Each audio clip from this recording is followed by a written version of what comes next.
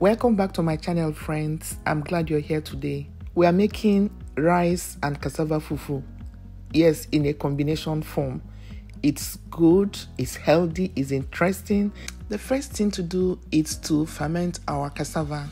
Yes, you can use either frozen cassava, which is what I use in this recipe, or you can have your fresh cassava and then peel it off and then soak. I grew up eating fermented cassava. I know there are a lot of you that are used to, processing your cassava like that without letting it go through the fermentation process. But in Nigeria, we try to ferment our cassava before we use it for fufu. And that's what I did in this recipe. Fermenting cassava is very easy. All I did was to add cold water and covered it up and kept it in a warm place to ferment for 7 days. On the 6th day of the fermentation process, I soaked my rice. This is the rice I used, simple long grain rice. You can use parboiled rice or any rice that you choose to. Basically, I rinsed the rice, covered it with water, placed it in the fridge to soften till the next day. So this is the next day, and I do a test. You can see with my nails, I could cut the rice grain so easy. So this is what you seek to achieve from the soaking. This is the 7th day the cassava was soaked, so I get it out. It's fully fermented and the smell, oh my gosh, you don't want to know.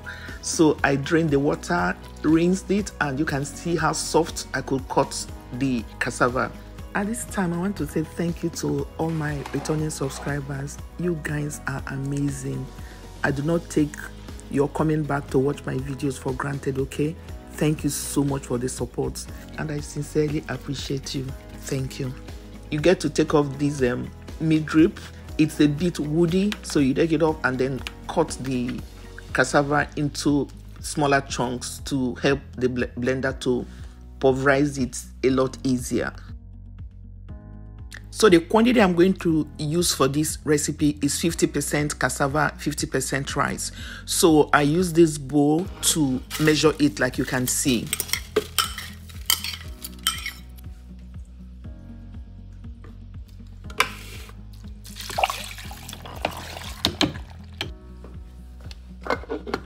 The water level is the same with the rice and the cassava. So I blend it to a very smooth paste.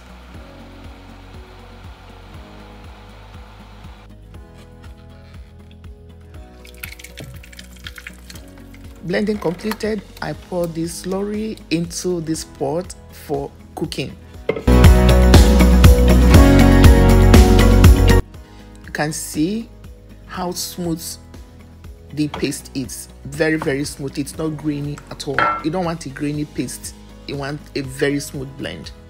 With my stove set on medium-low, I begin to turn this cassava and rice paste. I'll keep stirring it and turning it. You don't want to go far so that you don't have a burnt bottom. You keep stirring. This is also a form of upper arm exercise. It's not difficult. They just keep stirring. Don't stay far from your stove. You want a very smooth, fluffy fufu.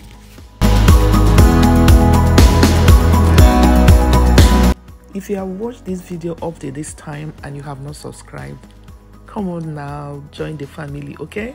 Subscription is absolutely free and you get to know when I upload a new video. So go ahead and click the subscribe button. Thank you. As you can see, our fufu is getting thicker and thicker as we stir. I am not shortening this part of the video for the interest of those that do not know how to make fufu. I want you to watch the process, in a good form, so that when you do yours too, you'll be able to interpret what is happening as you stir.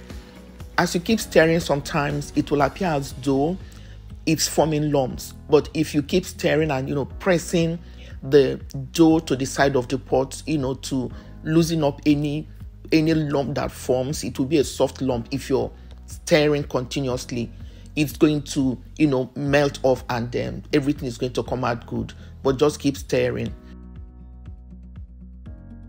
As you keep stirring, Even though I said you shouldn't stay far from the pot, as you stir, you could take your hands off for a few seconds, come back again until you get to the end of the fufu making.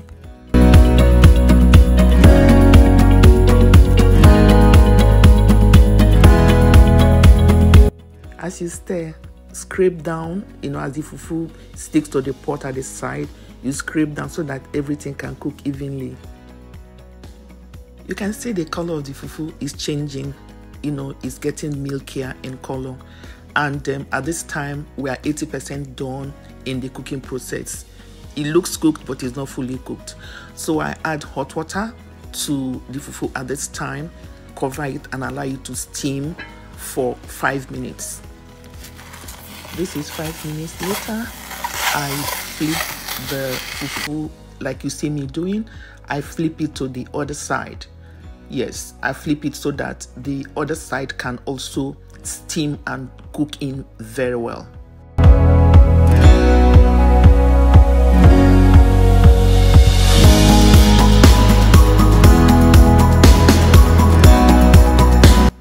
I add some hot water again, but not so much.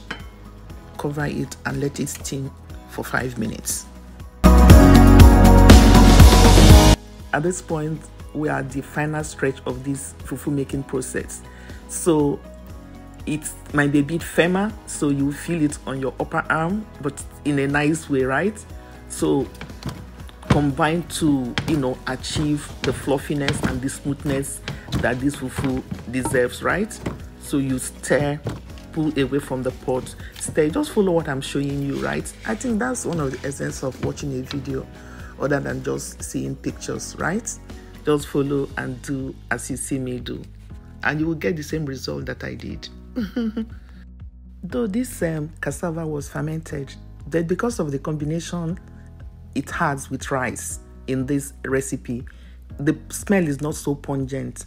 For those of you that don't really like fermented cassava fufu because of the smell, if you combine it this way, I tell you that you will enjoy this fufu without knowing it was fermented, okay? But you know what they say, fermented meal is also good for our gut. So that is why once in a while we eat cheese and other things that are fermented to help our guts, right? Ladies and gentlemen, see how soft and fluffy our fufu is. And it's time to enjoy the work of our labors. This fufu was served with this black soup. This is vegetable soup, and of course I'll be uploading the soup recipe in my next video. Thank you so much for watching. Remember to subscribe, like and share this video. I hope you get to try this recipe. God bless you till my next video. Bye.